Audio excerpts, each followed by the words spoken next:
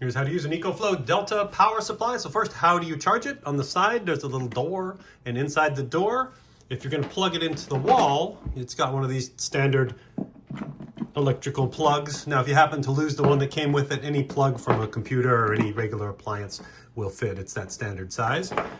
If you're gonna charge it in your car from the car battery, there's a little plug like this, and it's directional, so you wanna make sure the point is headed the same way as it is there, and that's all you need to do, and then plug the other end in your car. This also works for the solar panel. Solar panel setup looks like this. It's a very clever design. It clips onto the case. So the case is also a stand that holds it at an angle to the sun. Ideally, you want the sun to hit it straight down to get the most power out of it.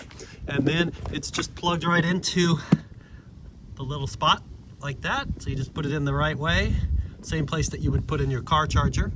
And then over here is your scoreboard. This will tell you how much power you're getting out of the sun. 79 watts of power are coming in from the solar panel, and it says it'll take 3 minutes to get to 100%. And then that cord is super long, so you could have this outside your tent and that side inside your tent. I believe that's 14 feet long. And to use AC or DC power is 2 steps. Step 1, you hold this button down, that turns it on, tells you how much power you have. But then if you want to use DC power, you've also got to push this little button till it beeps, and you can see it tells you right there, push this button and push this button, so it's pretty well labeled. And then you just plug in your appliance and you'll see that it's charging. And then when you're done with DC power, you can just turn it off like that, and then it is no longer charging. And then to use AC power, again, you turn it on with this button by holding it down, and then the AC is on the other side.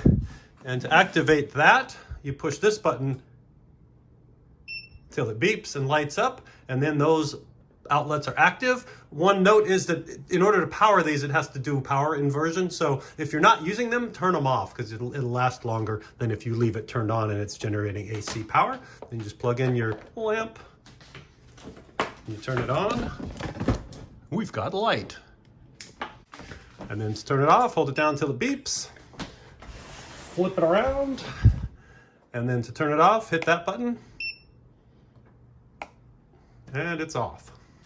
And the whole thing is a very compact package, so it's about 18 inches tall by 23 inches wide, and the battery weighs 30 pounds.